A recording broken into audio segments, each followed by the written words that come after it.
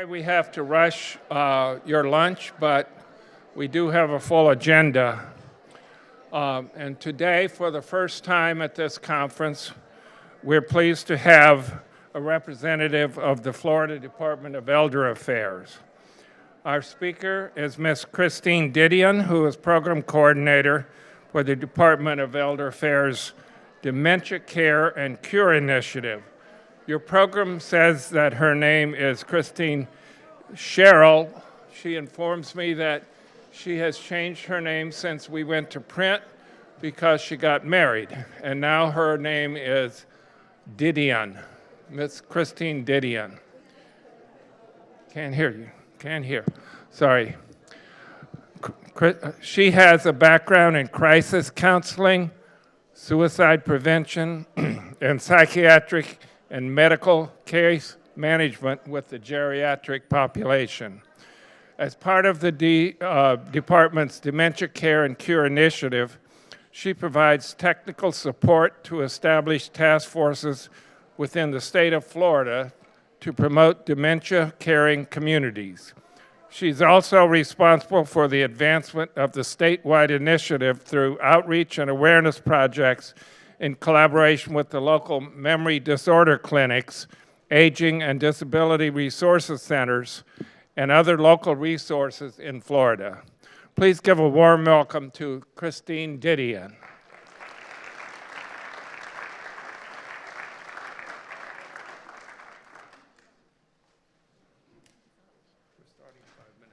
Oh, okay. Well, I talk fast, so be prepared. Good afternoon, everyone. Oh, we can do better than that. I know it's after lunch, but come on. Good afternoon, everyone. Awesome! Yeah! Yay, it's Friday! Woo! Already. Like David said, my name's Christine Didion. I apologize. I went off and got married, so my name has changed from what's in the program. But I'm super excited to be here to tell you a little bit about what the department is doing in terms of creating dementia-caring communities, and I'm so excited to hear about all the work that's being done in the city of Seminole already. And I'm just glad to be here and combine forces and tell you a little bit about what's happening. So the Dementia Care and Cure Initiative was created in 2015 by Governor Rick Scott and the department's then secretary, Sam Verghese. And as we know, and as we've heard already today, when a diagnosis of dementia or dementia is formed in a person, there are communication changes. There are changes in their behavior and personality. But that doesn't mean that they have to sit at home. That doesn't mean they stop going out to the grocery store or going to the movies or going out to eat. That doesn't mean that you as a caregiver have to stop bringing them to church or religious or other activities. It doesn't mean they have to stop exercising. It doesn't mean that you have to stop going and doing the things that you enjoy in your community. So what we want to do is keep people in the community, keep them enjoying their life, but teach people throughout the community what dementia is, what it looks like, what it might happen, or what might happen to people when they do develop dementia, and teaching people how to communicate respectively, effectively, and safely with people with dementia in the community to keep them involved longer.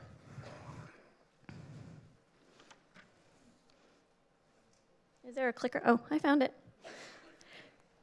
So these are just some of the learning objectives that we'll talk about today.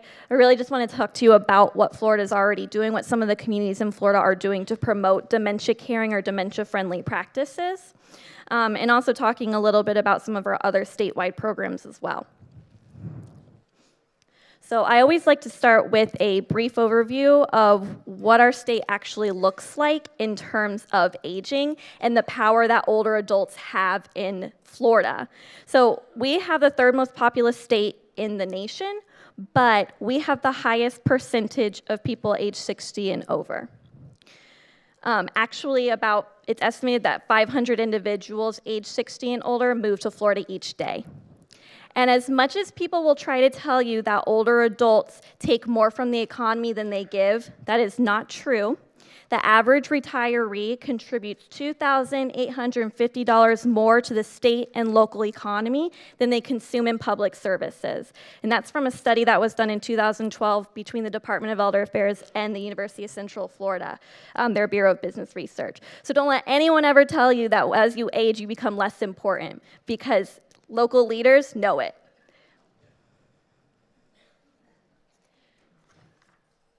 So in terms of why it's so important that we focus on elders and aging in our community is because it's growing. It's only going to increase from here. So in terms of what we're preparing to do for that from a statewide standpoint, we want to make sure that communities are better prepared for that boom of aging by focusing on housing, transportation, health and wellness, aging in place education, and dementia caring practices to make sure communities are livable for everyone. And we do that through our Communities for a Lifetime program. It's fairly an older department program, so some of you may have heard of this in the past, but we've recently just revitalized it in partnership with AARP and their age-friendly networks. So some of you may have heard of this, considering that St. Pete is an age-friendly community as well as Pinellas County. So we're really excited to be able to partner with them and just expand this more throughout Florida, so people and local officials and elected leaders know that people need special resources and that they are important, and there needs to be changes in economic, environmental, and social factors to keep people in their community for as long as possible. We also partner with our area agencies on aging, which I'll talk a little bit about more later into my program. But they're really a single coordinated system for accessing long-term care resources and in general just the aging network throughout Florida. There are 11 throughout Florida. They are representative of different spaces in Florida. And if you go to my table right there in the corner, I have lots more information about them. But like I said, we'll talk a little bit about them in the future. So how DCCI, or the Dementia Care and Cure Initiative, fits into all of this is because a community cannot accurately prepare for and make right and advocate for aging rights and aging factors if they're not also including dementia caring or dementia-friendly practices. So that's where the Dementia Care and Cure Initiative comes in. So just a little bit of information in terms of how Alzheimer's disease and related dementias affects Florida right now. The Alzheimer's Association just came out with their new facts and figures, and it's estimated that there are about 540,000 individuals living with Alzheimer's disease or related dementia in Florida. That number is only going to increase. By 2025, it's expected to be about 720,000. And of course, these are just estimates. In reality, it's probably a little bit higher. Florida does have the second highest incidence of Alzheimer's disease in the nation, only behind California. And of course, you can see that nationally, we have about 5.3 million Americans diagnosed with Alzheimer's disease. It's also the 6th leading cause of death, and 1 in 7 persons with Alzheimer's disease lives alone. So that means they are still going out. They're still probably driving. They're still going out and doing their activities. They're still going to church. They're still going to their network of clubs or memberships that they're already a part of. So that's why this initiative is so important, to teach people how to effectively and respectfully communicate with people that are experiencing memory challenges or changes in their memory. It is kind of interesting to see how, as a nation, how we're not really focused on Alzheimer's disease as compared to other national health epidemics like heart disease, cancer, and things like that. We hear all the time about these campaigns for heart disease awareness, cancer research, and things like that. We don't hear as much about Alzheimer's disease and related dementias.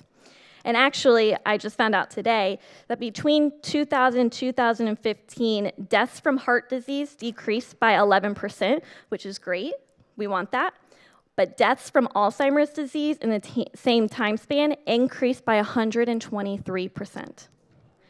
So if that doesn't tell you anything about why we need to focus on this as a nation, as a state, then the numbers don't lie there. So this just tells you a little bit about what's happening in Pinellas and Pasco County. You can see that these two counties really make up for a big chunk of the numbers in Florida that are currently happening. And these numbers are from 2016, so they're probably a little bit increased by now. So what is the Dementia Care and Cure Initiative, or DCCI as we eloquently call it, because it is a little bit of a tongue twister? The mission of it is to engage communities across the state to be more dementia friendly, promote better care for Floridians affected by dementia, as well as their caregivers and family members, and support research efforts to find a cure. Right now, there is no cure, so we just want to make sure that communities are still livable for people who are experiencing this, as well as their caregivers and loved ones. We hope that to see all of Florida communities engaged in providing care for those affected by dementia while we work towards a cure. And another big part of what we bring awareness to is not only what dementia is, what it looks like, how to communicate with people with dementia, we also want people to know about the local supports and resources that they have available to them. And when I say we want everyone to know about it, we want everyone. We want every single person in a community to know who they could tell a friend where to go, or tell a neighbor where to go if they're experiencing memory challenges or they have a loved one that's experiencing memory challenges. We want police and firefighters and EMS to know how to effectively communicate with someone when they come to a home and maybe not necessarily the one that they came for is experiencing some kind of health problem, but the caregiver's experiencing a health problem and the EMS doesn't know what to do with the person that's experiencing dementia. What do you do when the caregiver is being taken to the hospital? Do you just leave the person with dementia at home? We want to help EMS and law enforcement work through those issues in their community and be connected with the resources that can help them out if that were to happen. So right now, these are our participating DCCI communities. Like I said, our vision is to see all the communities in Florida really working and participating and collaborating together to create and promote dementia caring practices. Tallahassee was our first pilot community. They were our first dementia caring community in Florida, and they really laid a lot of the groundwork, the education modules, the awareness materials that we use and things like that. They did a lot of the heavy work for the communities that are coming on board now. So just recently in the past year, we've added these 5 after Tallahassee, the next 5 communities. So we hope that the St. Pete area, this area will be one of those communities that we add in the next couple of years. Each community is represented by a task force, so we don't come in as the state and say, knock, knock, hey, we're the government and we're here to help, because that probably doesn't work out too well, as you probably know. So we really leave it up to each community to make and create their own kinds of awareness campaigns, their own kinds of education that they spread out to the community, because no 2 communities in Florida are alike. So there is no blanket requirements from a statewide perspective. We just want to see changes and promotion of inclusion and being able to access these resources in the community throughout Florida, regardless of what a community needs to do those things. I'm sorry, I have to keep referencing my notes because I don't want to forget anything. We do operate through our memory disorder clinics and our area agencies on aging. They're kind of what we see as our leaders for each community. So they really are the driving force behind this initiative. So the next couple of slides that I'm going to show you are some of the examples of things that we show to all those different community resources back in that circle. When I mean everybody, I mean everybody. All of these different factors, and just because they're not on here doesn't mean we don't want to target them. So these are kind of the things that we go over with them when we go out and do education with law enforcement, a business, a club, or anything like that. We don't focus too much on the intricacies of dementia, but we want people to know that dementia is a medical diagnosis, and it's an umbrella term. So there are a lot of different types of dementia, and some symptoms kind of overlap and look the same between different forms of dementia, but some of them are very different in terms of what they look like. And of course, Alzheimer's disease is the most common. So a lot of times what happens is when you hear it in the news, when you hear it in press and things like that, people just say Alzheimer's disease because they think it envelopes all the other different types of dementia. It technically doesn't, but when people say Alzheimer's disease, they're really just meaning dementia as a whole. Again, we don't go into a lot of the specific details about what's happening in the brain. Again, we just want people to understand that these are physical changes that are happening. People are not forgetting on purpose. They're not changing their personality on purpose. They're not displaying problem behaviors on purpose. There are actual changes going on in the brain. And sometimes it can be hard to realize that, especially if you don't have any experience or you've never seen someone or had to interact with someone with a form of dementia. So we just want people to know that in the hippocampus, which is where a lot of our memories are made, spatial navigation, facial recognition, behavioral control, and things like that happen in the hippocampus. And that's where a lot of those changes take place in the brain. This is a pretty powerful image of what a healthy brain looks like versus a brain with advanced stage Alzheimer's disease. So you can see that there are actually changes in the brain. Of course, someone's going to have memory problems. Of course, someone's going to have behavior changes, personality changes, when your brain is literally shrinking. How can someone control what's happening to them or control their memory when their brain is losing mass and size? It would happen to anyone. So we want people to know that people with dementia and Alzheimer's disease, they're not crazy. They're not acting this certain way because they want to. They're not purposely trying to not remember your name or not remember your face. It's just something that's happening to them physically in their brain. It's happening to their brain. And it's not necessarily happening to them. They're still a person. They still have a personality. They still have feelings, especially feelings. The feelings never go away. So that's why it's really important that we need to change our communication techniques and how we approach people with dementia, because they still have feelings, they still want to be in this community, and they still want to be included. So these are some of the early signs and symptoms that we do go over with community entities. And we just want people to know that these might be some things that you see, whether it's, if you're working in a store and you see someone kind of wandering around and they ask you that they don't know where their daughter is or their son is, or they say that they've lost. So these are some of the things that you might see out in the community. Also, we want people to know to look out for these symptoms in their loved ones or in themselves, to get checked themselves or get their loved ones checked for a diagnosis.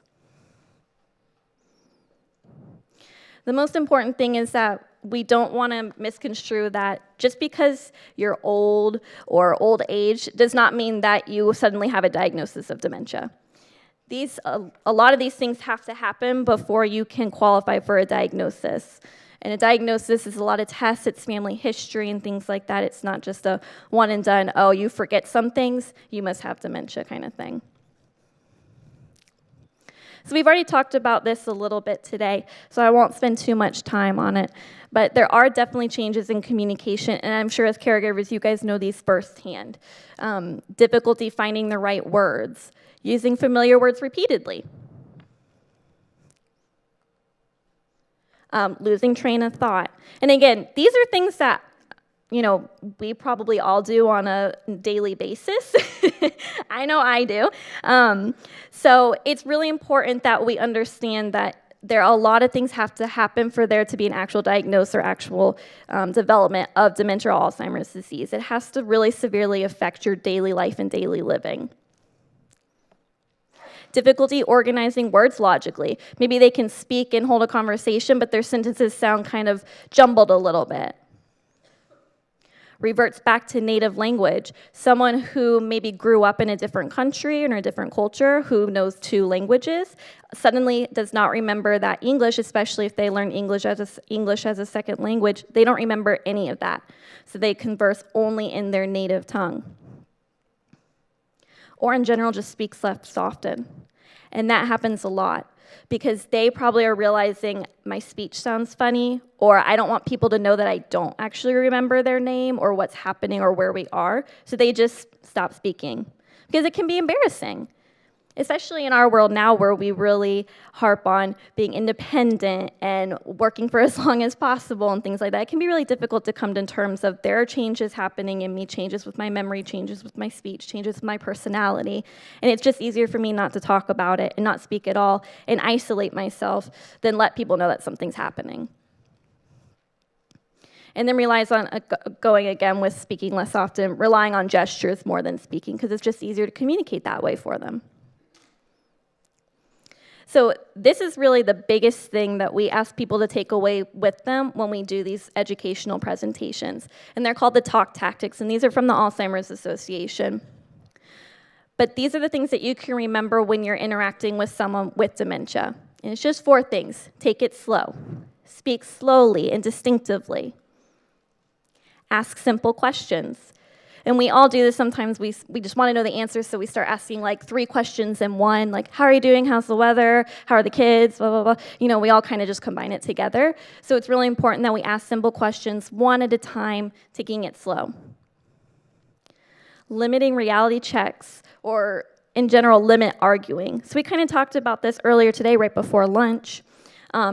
We have to sometimes live in the reality of the person with dementia. It can't be the other way around. And sometimes you might have to employ a little bit of what some people call therapeutic lying or therapeutic fibbing. Just little white lies, just, get you through the day. For example, your loved one says, wow, the sky is a beautiful shade of green today. The sky's probably not green, it's probably a bright blue. But you know what? To them, it's green, and it might be beautiful. So the easiest thing to do is to say, you're right, what a beautiful shade of green. Because what does it really matter if the sky is blue or green? They're just noting how beautiful it is today. So if you're just with them on that same page and just noting how beautiful the day is, what a better experience than arguing with them and saying, no, the sky's blue outside.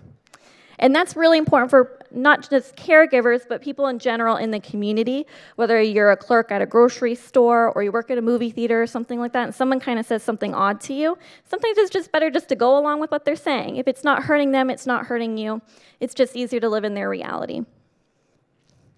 And then keeping eye contact. Of course, there are cultural differences where some people prefer not to keep eye contact. But in general, keeping eye contact is a way to convey trust and understanding. And like I said, the feelings do not go away when someone experiences or receives a diagnosis or develops dementia. So conveying that keeping that eye contact, conveying that trust and understanding, that's still there, regardless if they're speaking or not. So this just goes through some other ways that you can improve your communication with people that are experiencing dementia or experiencing memory challenges. Always identify yourself. Call the person by name. Get into their line of vision when you first approach them. Don't come from behind. That's kind of scary. That even scares me sometimes when a coworker comes up behind me and says, hey, Christine. It's nicer when you come around and come to their front. Use short, simple words and sentences. Like we said, don't ask 3 questions in one. Break it up a little bit. And also conveying an easygoing manner. I'm sure as caregivers, you know the major difference that tone can play. If you're asking someone to do something, you say, okay, hand me the remote. I don't really want to hand you the remote. Hey, can we watch something else on TV? I'm tired of this show. Can you hand me the remote? What a difference. Speaking slowly and distinctively, like we've already talked about.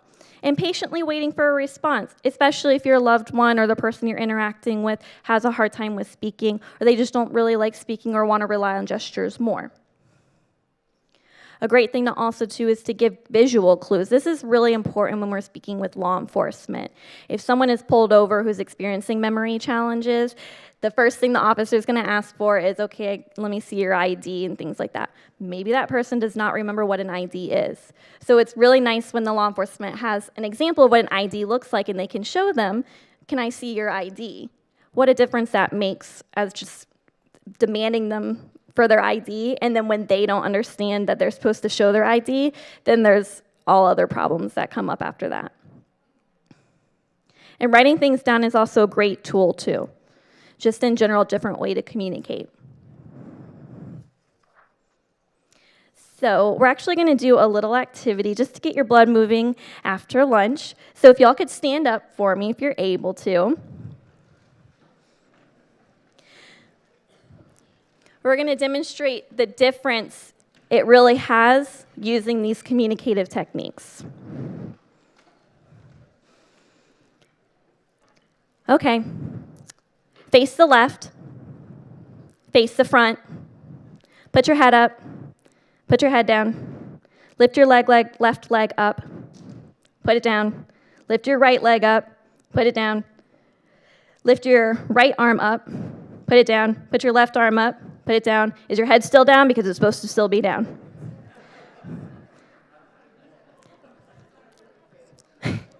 Raise your head to the ceiling.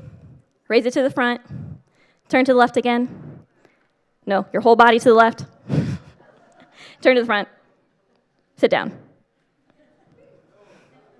Was that nice? Was that a nice experience for you all? No, probably not. So let's try it a different way. So I know I just made you all sit down again. I'm really sorry. Stand back up for me, please.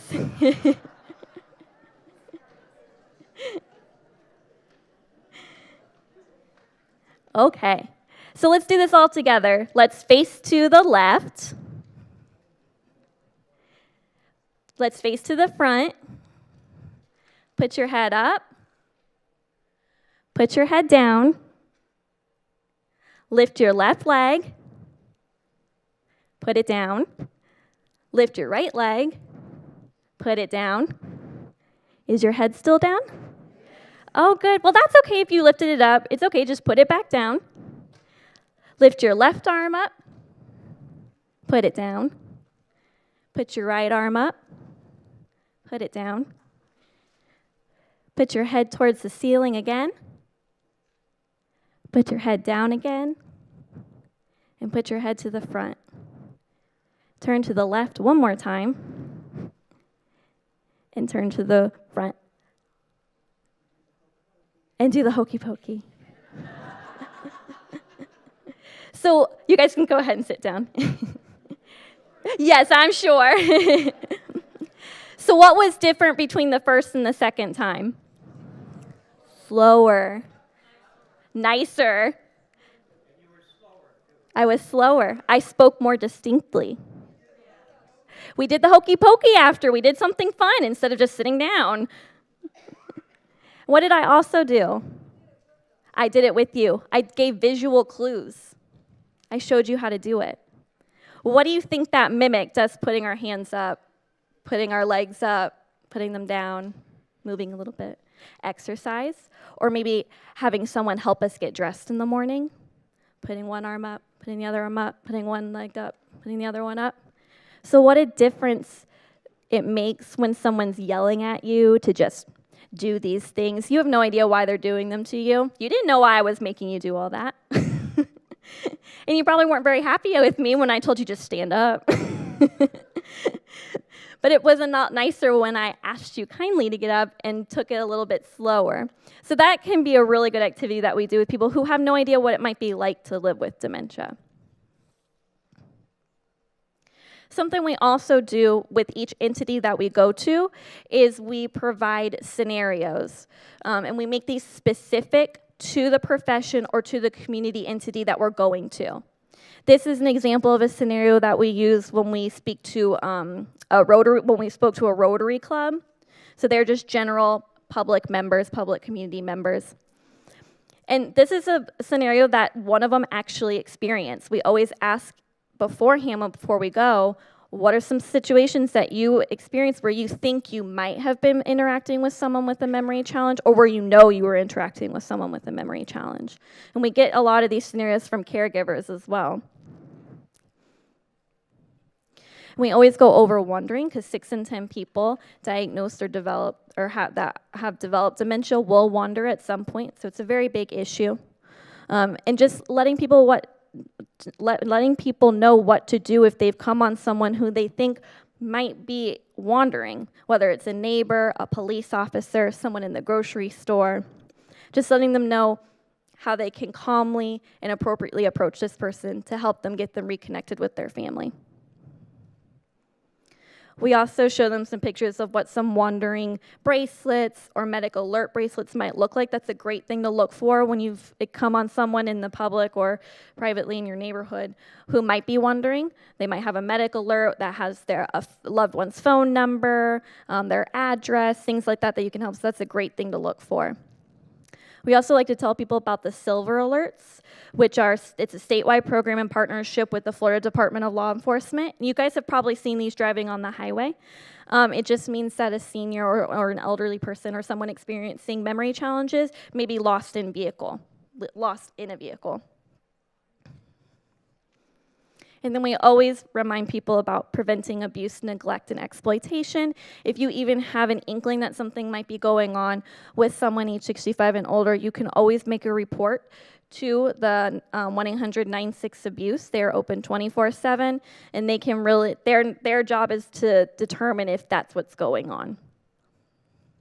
And actually, everyone in the state of Florida is a mandated reporter, so if you have knowledge of it, you should tell the hotline. And this isn't just another example of a scenario we might use with we actually use this one with faith communities. So some of our communities or some of our faith organizations in Fort Myers are working right now to become dementia caring congregations or whole dementia caring services. And this is an example that we use with them just to talk about what might happen when a caregiver comes up to you and seeks that counseling or seeks that information. And of course, we always leave people with resources and referrals. Like I said, we want everyone to know about these things. We want this to be everywhere. We want people to know exactly who to call when they even have a question about memory challenges or memory loss or caregiving or anything like that, long-term care services. So our memory disorder clinics, those are statewide. They receive funding from the Department of Elder Affairs, and they provide diagnostic services as well as community education, support groups, other support services. They're a really great place just to get started at looking for support as a caregiver. There are 16 throughout Florida, and they serve 13 distinct areas throughout the state. So they're really wherever you are, there's one available for you. Same with our area agencies on aging. There are 11 of them throughout the state, and they are kind of your one-stop shop for a coordinated system for accessing services for long-term resources and in general the aging network. So they're a great place to start too, just in general for some good information about resources. And these are their areas throughout Florida. And then, of course, the Alzheimer's Association helpline, which is available 24/7, even at 3 o'clock in the morning. You just need an answer to something, or you having a really hard time getting your loved one into bed or getting something done. They're a great resource to have just plugged into your phone if you just need to talk to someone, even for 5 minutes. They are a really great resource to have. And I'm going to tell you now, I do not have business cards because, like David said, my name has just changed. So if you want my contact information, please feel free to take a picture right here or write it down. But I have a table over there, so please feel free to come get some information. And I'd love to take some questions if you guys have any. But thank you for having me. Thank you. We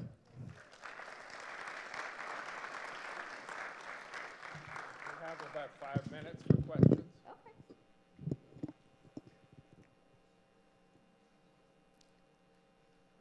Was I that thorough or that boring? She'll be at the booth if you have questions you want to ask her. Maria, it's time for another drawing, I think. We'll take a break in a minute.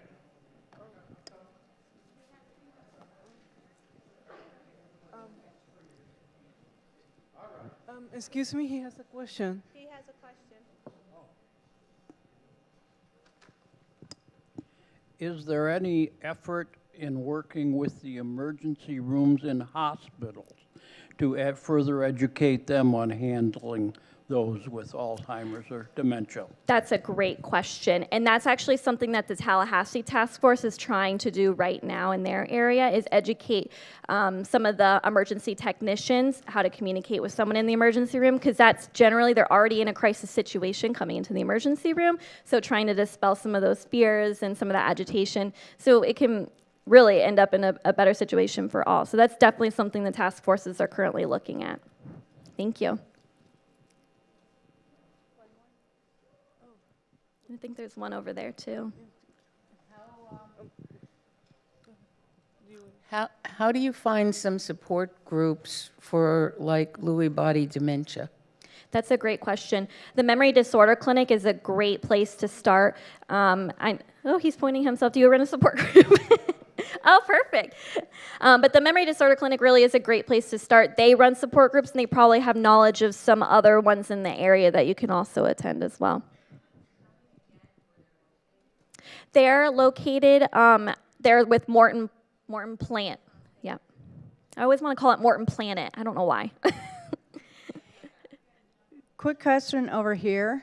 Are there any books you would recommend that help you communicate? Like you said, those were awesome tips, and I'm wondering if there's anything that you would recommend reading-wise that would delve more deeply in that. The National Institute on Aging, as part of the National Institute on Health, they have a resource. It's a complete book. It's called the Caregiver's Resource Book, and it has all these different tips in them. I had some with me, but I ran out, and I'm so sorry. But it's free online. If you just go onto the National Institute on Aging, they have a section solely dedicated to Alzheimer's disease and related dementia. And those books are on there, and you can get it for free. You can even order multiple copies for free. It's called the Caregiver's Workbook or Resource Book. It's got kind of like a green cover, but you'll see it if you go on their website. Thank you so much.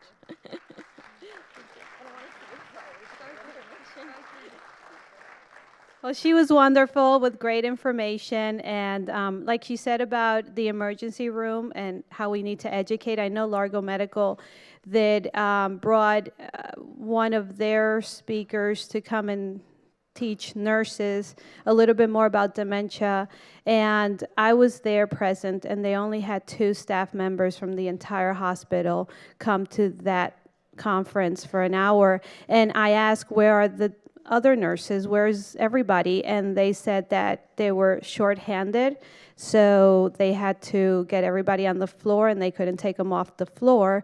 But it's something that I would like to see more, because when you take a dementia patient, I always say, be careful, please. If you can wait until the next day to get to your doctors, I don't recommend, if it's a 911, go. But it really takes things off, and sometimes if they're in a different environment, they get a little bit, the anxiety starts to flare up, and maybe they can get a little bit aggressive, and then let's medicate them. And then let's medicate them because we don't know the behavior. We don't have time to treat the behavior because we're in an emergency room. So I think that if the Department of Elder Affairs is taking up the task of educating and helping the emergency rooms, I'm going to see how it goes next year. We're going to ask them. We're going to invite them again and see what they're doing so far with the Dementia Care and Cure initiative. I always say, it's nice to talk the walk, but let's walk the walk together, and let's make this happen in honor of you and the caregivers and your loved ones. So we'll make sure, sign up for the Department of Elder Affairs newspaper. They have their newspaper.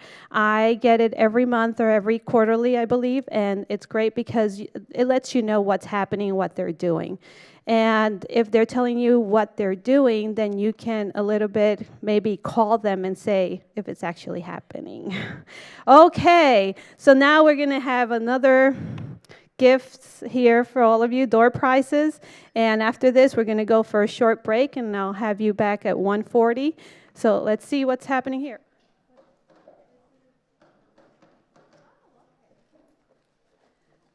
This is from Deloach, Attorney Deloach. Chocolate and, for your coffee and a book. So that's great. 391-8596.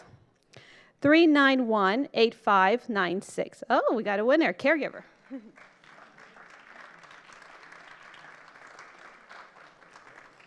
I believe we're over 165 attendees right now, so.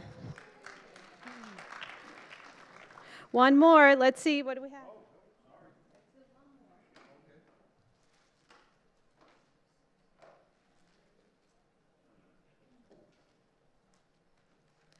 Okay, this is from the Oaks of Clearwater, and I believe it's signed by the pitcher of the Rays, and one of these. So who's a Ray fan here? Any Ray fans? Okay, let's see who wants it. Okay, let's see. Yes.